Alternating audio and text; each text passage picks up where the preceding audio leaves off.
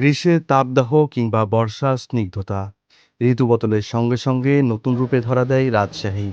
তবে এ সময় শহর জুড়ে যেন প্রকৃতি নিজের হাতে আঁকছে এক বর্ণিল ক্যানভাস। রাস্তার দুধার আইল্যান্ড, পার্ক ও আবাসিক এলাকার অলিগলি সবখানে ফুটেছে নানা রঙের ফুল। লাল, হলুদ, গোলাপি আর সাদা ফুলের সমারোহে রাজশাহী এখন যেন এক জীবন্ত ফুলের নগরী।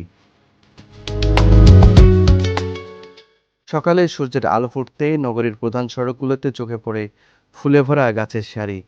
শহরের তালাইমারি, লক্ষ্মীপুর, সাহেববাজার, উপশহর, কোর্ট এলাকা, কাশিয়াডাঙ্গা কিংবা পদ্মাপাড়, যেদিকেই তাকানো যায় প্রকৃতির রঙিন আয়োজন মুগ্ধ করে পথচারীদের। রাজশাহীর পরিচ্ছন্ন ও পরিকল্পিত নগরায়নের সঙ্গে সৌন্দর্য বর্ধনের বিষয়টি দীর্ঘদিনের আলোচনায় রয়েছে।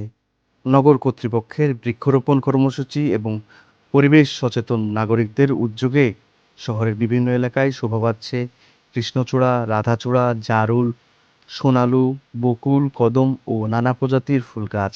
ঋতুভেদে এসব গাছে ফুল ফুটে নগরের পরিবেশকে আরও প্রাণবন্ত করে তোলে।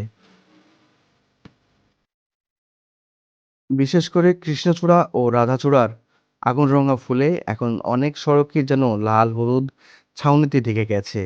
বাতাসে ফুলের পাপড়ি উড়ে এসে তৈরি করছে এক নান্দনিক আবহ। বিকেলের দিকে পদ্মা নদীর পাড়ে কিংবা শহরের বিভিন্ন উন্মুক্ত স্থানে হাঁটতে বের হওয়া মানুষদের কাছে এই দৃশ্য বাড়তি আকর্ষণ হয়ে উঠছে। শিক্ষার্থী, চাকরিজীবী থেকে শুরু করে নবীন নাগরিক, সবার কাছেই ফুলে মোড়া রাজশাহী নতুন করে ভালো লাগার কারণ হয়ে উঠেছে। পরিবেশবিদদের মতে সৌন্দর্য বৃদ্ধির পাশাপাশি এসব গাছ শহরের পরিবেশ রক্ষায় গুরুত্বপূর্ণ ভূমিকা রাখছে। গাছপালা তাপমাত্রা নিয়ন্ত্রণ, বায়ু দূষণ কমানো এবং জীববৈচিত্র্য সংরক্ষণে সহায়তা করে। ফুলে ফুলে সেজে ওঠা রাজশাহী শুধু দৃষ্টিনন্দনই নয়, পরিবেশ বান্ধব নগরী হিসেবেও উদাহরণ তৈরি করছে। মনিরুল ইসলাম, স্কাই বাংলা, রাজশাহী।